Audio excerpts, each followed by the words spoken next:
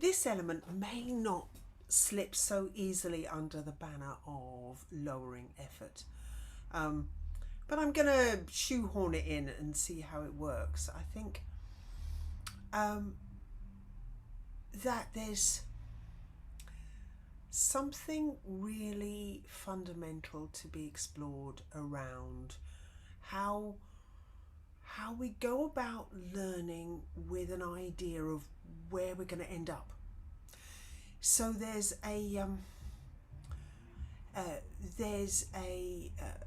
sense of how do we judge that we've done something well? Feldenkrais says quite precisely, do not try to do well. Do not try to do nicely. Do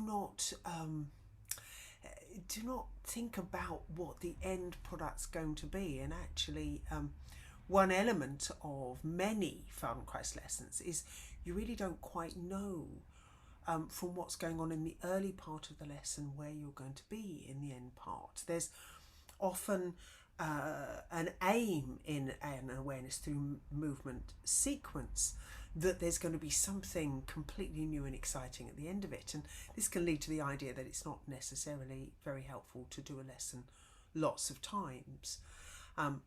Actually, I don't think that's true at all, and for me a lot of my improvements came from exploring the lessons that I felt the most benefit from in finer and finer and finer detail, getting more and more out of them each time. Nevertheless, with some of the lessons, some of the surprise element at the end is gone once you've done that lesson once. And then I can see in a class that there are some people who, now they know where it's going, lose the easy capacity to stay with the journey, to stay curious about how it's feeling as they're moving, what they're noticing as they go along. There might be 5 or 6 steps between one process and the other, and we'll sometimes do those steps on one side, say, and then pause and shift to doing them on the other side. And for some people, it's not in their nature to not then go through the first 5 in no time at all and end up at number 6 as if it's the ending that is the valuable thing. And that's logical, yeah. A child doesn't usually go back to the stages of walking once they've figured out how to walk. But those stages are really important. They need their time. They need their own kind of close attention. And when a child misses out maybe one element of the process of learning to walk, they may need to go back and fill it in, or they may never quite get their gait into the ease that another child might, who spent more time on one of those elements. So Feldenkrais lessons are very like that. They have,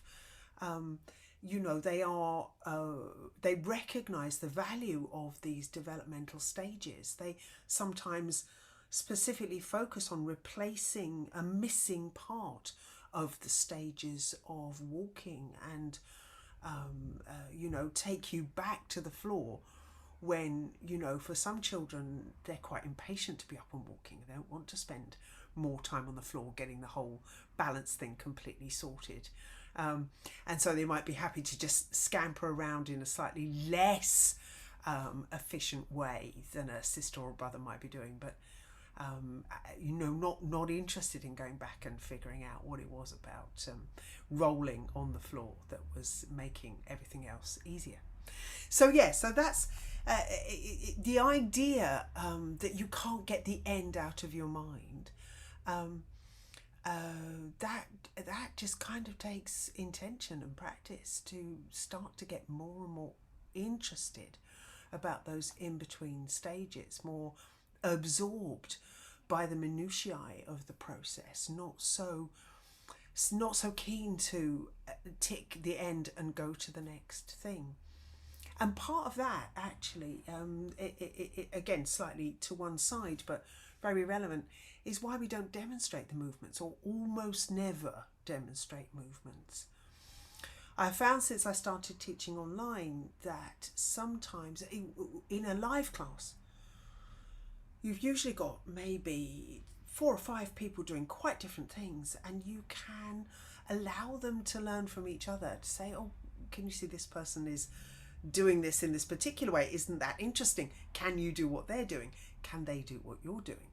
And in a Zoom class, that doesn't happen anywhere near as easily, and you have to kind of put people on the spot a bit by asking them if they're happy to show everyone else what they're doing. So sometimes after that process now I will fill in, I think, anything that might have been useful visually that wasn't present in the class. But as a general rule, what we really avoid is the idea that we know how to do it best and that you're supposed to be doing it the same way as us.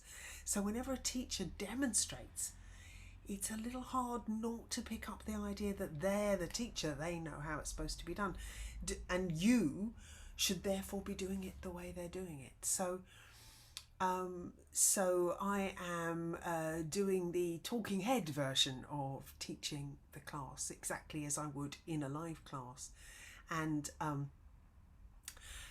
except that I won't be able to see you in the recorded classes, and we'll be interacting in other ways, I hope. But that's why I'm not showing you movements that you copy by taking information in with your eyes. Can still be very good, but it's not what Feldenkrais is. Feldenkrais is back to that stage when, I'm not saying that children don't copy the way the rest of the family walks, because I think they do, but they just have to go through a long, slow, preparatory process of figuring out how to stand on those feet, how to balance the head in the air and not fall. And they're nicely designed so falling isn't that risky, and they're sort of, they get up on their feet for a while and sit back down on their bottom, and they're all right. They're not badly injured the way an adult sitting down on their bottom very abruptly might be. So as we absorb the information and the ideas that we are playing with and start to feel a coherence, feel a connection, the intention in a Feldenkrais lesson is not that you're looking at an end result, trying to produce that end result and missing out on all the learning process that's going on the way to that end result. And then, yes, because the teacher doesn't do it the best way, the teacher just does it their way, it's unique, it's individual, and it's often, we've often done a lesson a lot more than you have. Maybe not a lesson you've done with another teacher, though. You may have done a lesson with another teacher that we don't know very well. But basically, in an ideal Feldenkrais community learning situation, the teacher is aware that they're learning just as much in every lesson as the student is. So I'm going to pause there. I'll probably think of other things and do more. But I think that's enough to start with, and it's ended up being longer than I planned. So I apologise. And hope to see you at some point in my Zoom space or my live space. And I hope you find these interesting, and any comments are welcome.